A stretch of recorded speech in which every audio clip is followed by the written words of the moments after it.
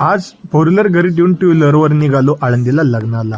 कारण आळंदीत लग्न खूप होते, त्यामुळं ट्रॅफिक होते, फोर व्हीलर लावायला जागा नव्हती. म्हणून व्यंकटेश हॉल आळंदी मंदिराच्या साईडलाच आहे हे छोटंसं कार्यालय.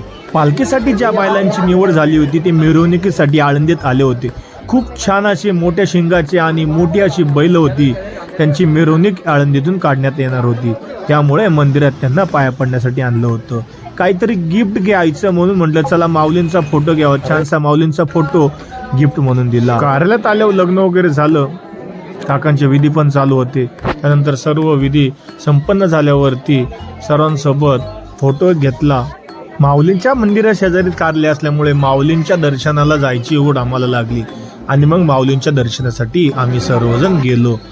माऊलीचं दर्शन छान प्रकारे झालं आणि घरी आता मी गुड्डूने फोन केला मला चप्पल घेऊन ये, त्यामुळं गुड्डू चप्पल घेण्यासाठी मी थांबलो. घरी आल्यानंतर बाजरी करण्यासाठी मशीन आली होती. मग बाजरी करण्याला सर्वजण एकत्र आले. मग त्यांना मदत करण्यासाठी मी पण तिथे गेलो.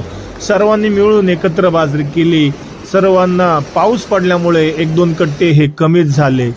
माझी मदत सर्वांना खूप झाली, कारण बाजरीची जी मशीन असते ना तिला वारंवार टोपलीत भरून ही कणस द्यावी लागतात. त्यामुळे तिथे सर्वजण एकत्र येऊन अशी मशीनला कणस देऊ लागली आणि छान प्रकारे बाजरी सर्वांनाच झाली.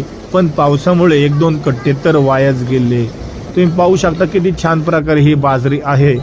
असेच माझे डेली लॉग पाहण्यासाठी माझ्या चॅनलला सबस्क्राईब करा. धन्यवाद.